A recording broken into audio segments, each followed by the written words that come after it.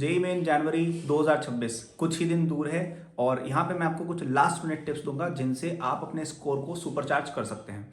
तो सबसे पहली चीज़ जो मैं बोलूँगा, जो वैसे तो ऑब्वियस है लेकिन फिर भी कई बच्चे उसको फॉलो नहीं करते हैं, कि लास्ट में पैनिक मोड में आके कोई नई चीज़ पढ़ना चालू ना करें। This is the worst thing that you can do. आपने अभी तक जो पढ़ लिया है उसी को अपन अच्छे से वापस से रिवाइज करेंगे अगले जो कुछ दिन अपने पास बचे हैं। वैसे तो बहुत ज़्यादा टाइम है नहीं, अब अगेन डिपेंड करता है किसी की शिफ्ट अगर लेट है तो उसके पास फिर भी थोड़ा ज़्यादा टाइम है, but even to that student I would say that please जो आपको आता है उसी को रिवाइज करें। कुछ एक्स्ट्रा दिमाग अभी नहीं चलाना चाहिए मेरे अकॉर्डिंग आपको, ठीक है। Even if you know less, कोई बात नहीं, जो है उसको अच्छे से पढ़ लो। बिकॉज अगर आपने अभी जो आपके पास कुछ दिन बचे उसमें अगर आपने अच्छे से पढ़ाई कर ली अपने जो आता है उसी सिलेबस की, तो वो एप्रेटेड में और जेईई एडवांस और बोर्ड्स में आपको बहुत हेल्प करेगा। तब आपको फिर केवल बाकी टॉपिक्स पे ही ध्यान देना रहेगा क्योंकि कुछ टॉपिक्स आपके एकदम फुली स्ट्रांग हो चुके हैं, ठीक है। सेकंड टिप जो मैं कहूँगा कि अभी आपको बहुत सारे टेस्ट देने चाहिए। इनफैक्ट जो लास्ट का टाइम था उसमें मैं पूरे दिन केवल टेस्ट ही देता था, कभी कभी मैं दिन के 3 टेस्ट पेपर भी किया करता था, राइट।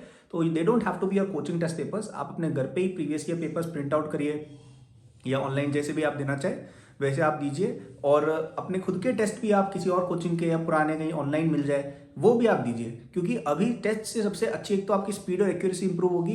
टेस्ट देना कैसे है, एग्जाम के दिन कैसे देना है, वो चीज़ आप सीखेंगे एंड आपको रिवीजन का इससे बढ़िया तरीका और कोई नहीं मिलेगा। So please give a lot of test, okay. और एक थर्ड टिप जो मैं हर साल बोलता हूँ, हर साल बच्चे इग्नोर करते हैं और हर साल इसकी वजह से पछताते हैं, कि अभी भी आपके पास इतना टाइम है कि आप एनसीईआरटीज़ को रिवाइज या वापस से रीड कर सकते हैं।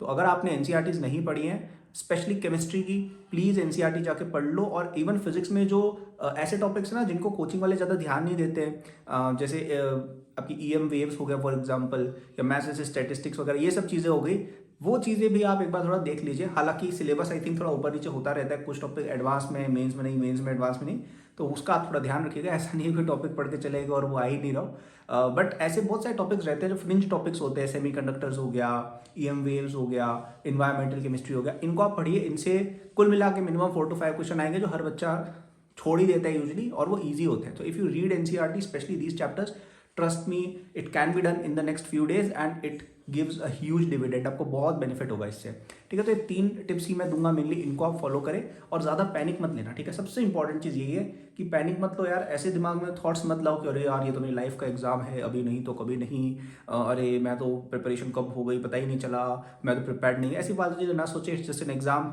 Give it, trust me you will do well. And यदि आपको लास्ट टाइम रिविजन के लिए और हेल्प चाहिए तो 19 जनवरी तक you can get my JEE 26 course for just ₹3000। अब ये कोर्स आपको एप्पल अटेम्प्ट और जेईई एडवांस में भी काम आएगा, बोर्ड्स में भी काम आएगा, ठीक है। So you are not just buying it for this January attempt, वो आपको तब तक बहुत अच्छे से हेल्प करेगा, ठीक है।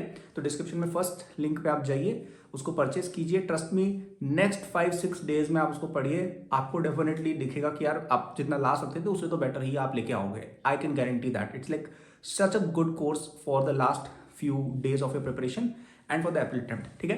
तो आगे की वीडियोस में मैं और टेस्ट स्ट्रैटेजी वगैरह डिस्कशन करूंगा, तो सब्सक्राइब नोटिफाइड रहिए। Thank you for watching, good luck.